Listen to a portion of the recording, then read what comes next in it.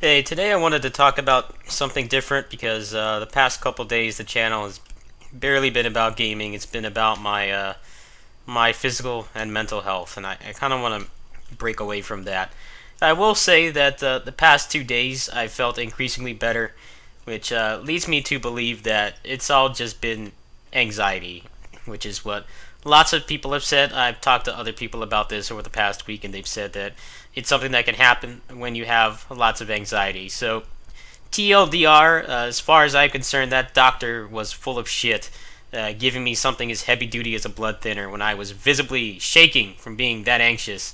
Uh, so I'm just gonna have to keep working on it myself. I do have the anxiety pill if the situation calls for it. For right now, I'm taking vitamins, my anti-anxiety vitamins, and I think that that will help along with other things I've been doing, eating better, drinking lots of water, exercising, getting vitamin D and stuff like that. So I hope that in the next few days it will be completely gone. But for now, at least a couple of days, it hasn't been that debilitating. But enough about that. I wanted to talk about how fans are becoming involved with major IPs in gaming. Uh, it's something that when you're a kid. I know most of you are probably around my age, late 20s and stuff like that. When you're a kid, you wanted to work on major franchises. You wanted to like work on Sonic and Mario and other stuff. When I was a kid, I wanted to work on like Final Fight and Streets of Rage and Mario and Mega Man. But it always felt like it was a pipe dream. It felt like something that was impossible. And for a long time, it basically was, unless you had a crazy connection with your family or something. And now we're seeing a lot of people like me, actually getting full time gigs working on these games. And I think it's pretty interesting to see. One of the things that YouTube has done, I know YouTube has done a lot of bad things for the gaming community. It's like all this stuff that's going on with the Counter Strike gambling sites and the clickbait and all the other scandals. People taking sponsored gigs from game companies and not disclosing it. YouTube has definitely done a lot of bad things for the gaming community, but there have been some good things to come out of it. I don't know if you guys watched the Sonic 25th anniversary thing that was earlier today. I only watched bits and pieces of it. I was a Nintendo kid. If I wanted to play stuff like Sonic and Streets of Rage, the other big like Sega exclusives, I had to go to a friend's house. So Sonic has never really been a huge nostalgia bomb for me. I did play, the classics. I played the original trilogy. I had a Dreamcast around launch, so I had Sonic Adventure 1 and 2. I had, I think, Sonic Advance 2 when I had a Game Boy Advance. That's about as far as I've gone with Sonic games. The other stuff has pretty much just been, I bought them off the Steam bundle. I never really took them to a high level.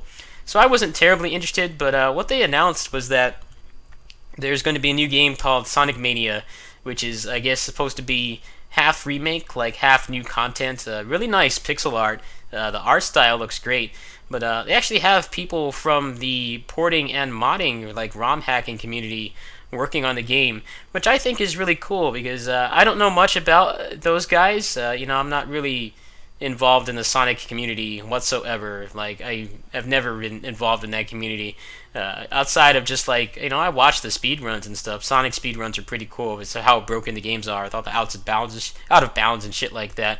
But apparently they got one of the guys. I think he did the Sonic ports for iPhone a couple years ago, and apparently he nailed the physics engine.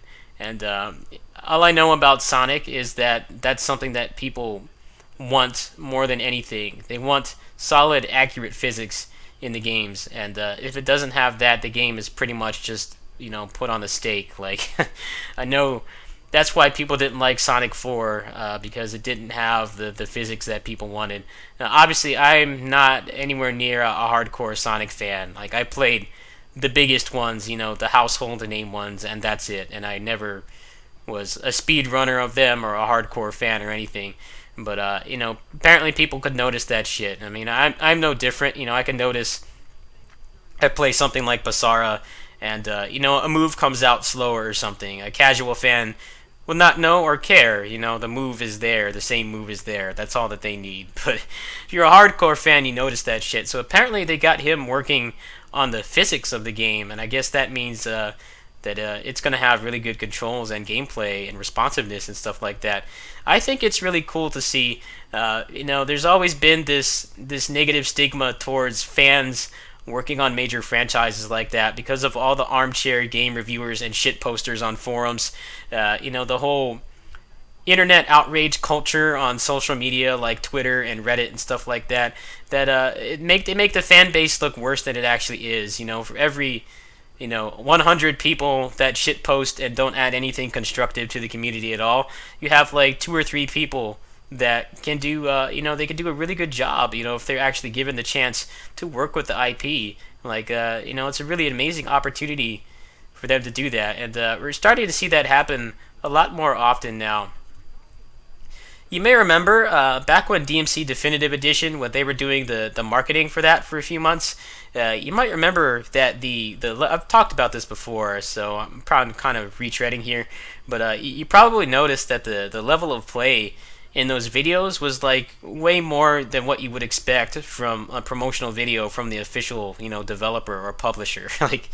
If you're looking at a game like Devil May Cry, or like in the footage, the photo I have here, like Basara, you don't really look at that footage to see what's possible in the game. You just want to see what the game looks like and maybe some glimpses of the gameplay, but you're not really expecting high level gameplay. Whereas the footage for that was like crazy high level. You have to wonder like who the hell do they have at the office that could play at that ability when they're working like a full-time job, probably doing tons of overtime. Most of them probably have families and kids too. Like who the hell would they have there that could play at that level?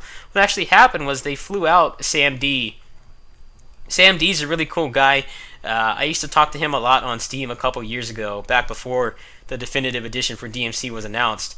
They actually flew him out to their office, I guess at the Sunnyvale office. I've actually been there when I was younger. I guess they flew him out there and they had him do the footage for the game.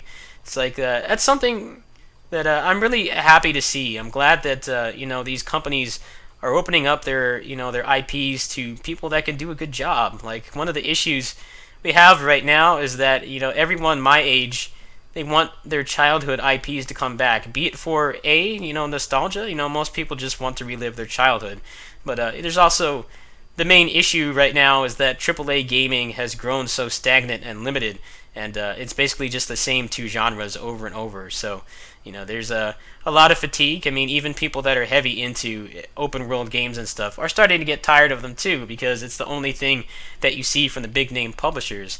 What this is basically allowing to happen is that these developers and publishers are able to bring back these beloved classic IPs without having to be bound by the fact that most of the people that made those games are probably long gone, no longer with the company. Maybe they went into another field altogether. Maybe they left the game industry, or they're going indie. Like a lot of them aren't around anymore. So the chances of making a game like that, even if it's something relatively simple in terms of the way of the design and the structure of the game, like Sonic, the issue of not having the staff there means that it's impossible to please anybody.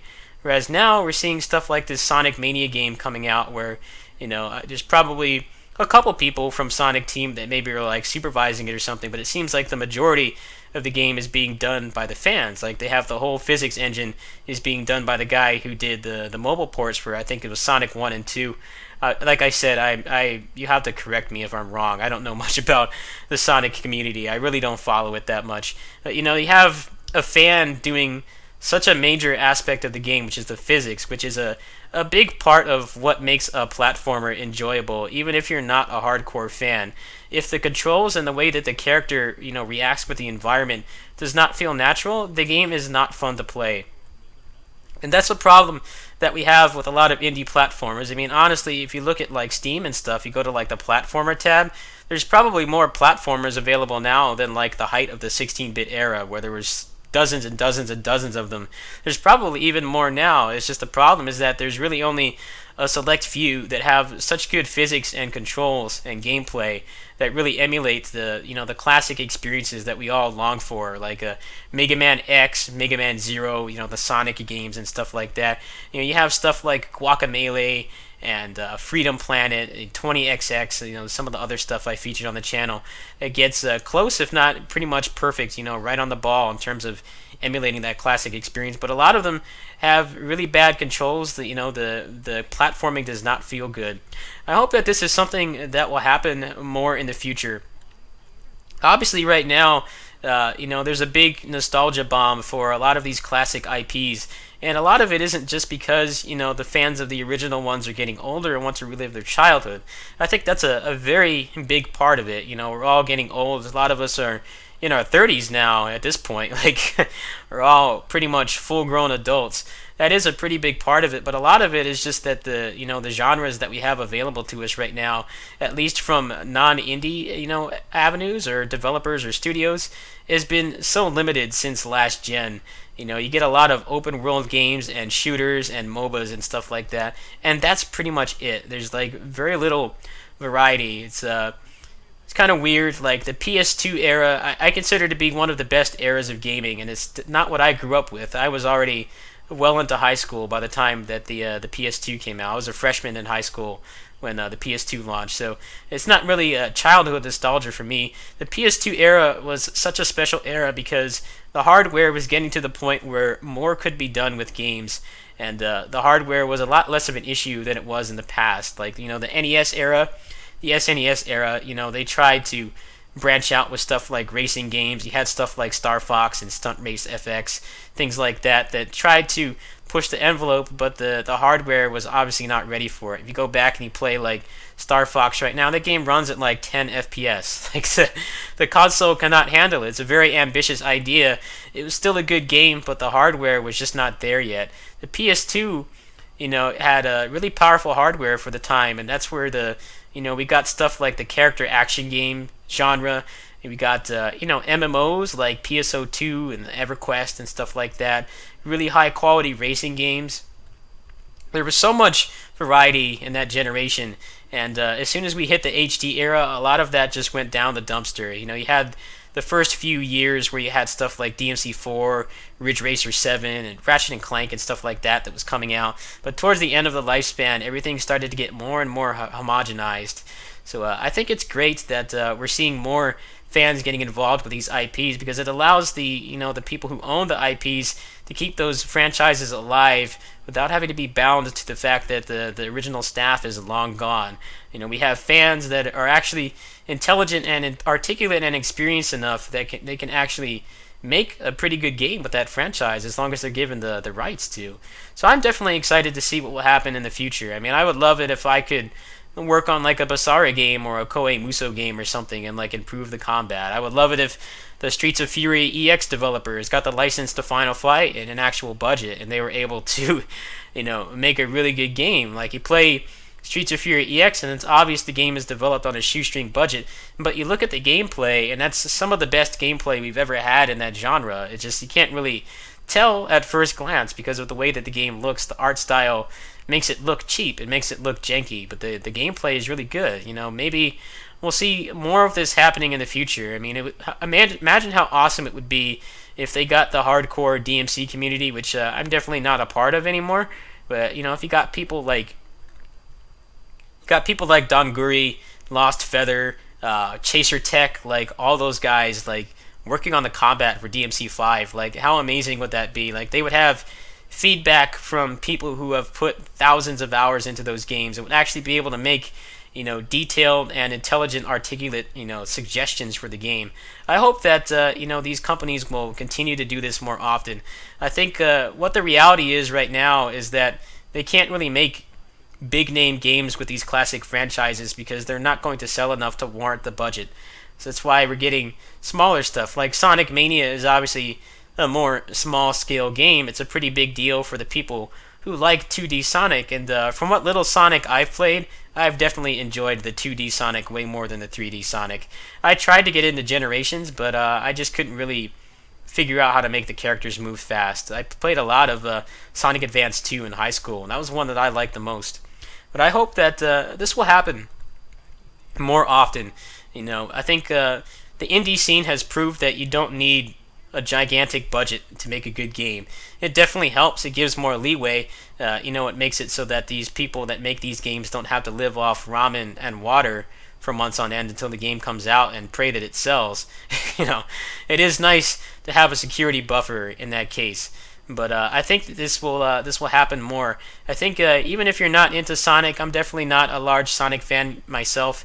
You should definitely pay attention to how Sonic Mania does, because I think this is one of the first major games from a classic franchise that has so many people from their community working on it.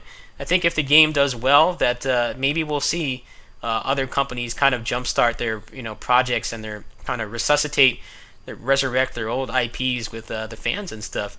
I think it's going to be really interesting to see. So that's all I've got to say for now. It's something that I've thought about a lot lately. A lot of the people that I converse with on here would be probably do a really good job on some of these franchises, like the Tales franchise, Muso, Basara, Devil May Cry, all the other ones too. It's just we haven't really been given the opportunity yet, but now things are changing, because there's a market for smaller games now than there was back just last gen, even, because the AAA games, not only have they grown stagnant, they're taking so much longer to come out. So people are thirsty for other stuff to come out. They want more variety. They want the variety that we had in the PS2 era that's been gone for like almost a decade now. So I'm going to be watching the game closely. I hope that it works out well. Anyway, I'll see you guys tomorrow. I'm not sure what's going to be going on. I am house sitting for my aunt for the weekend, so I can't really go that far. Provided that my symptoms improve like they have been for the past couple days, I should be able to kind of get back into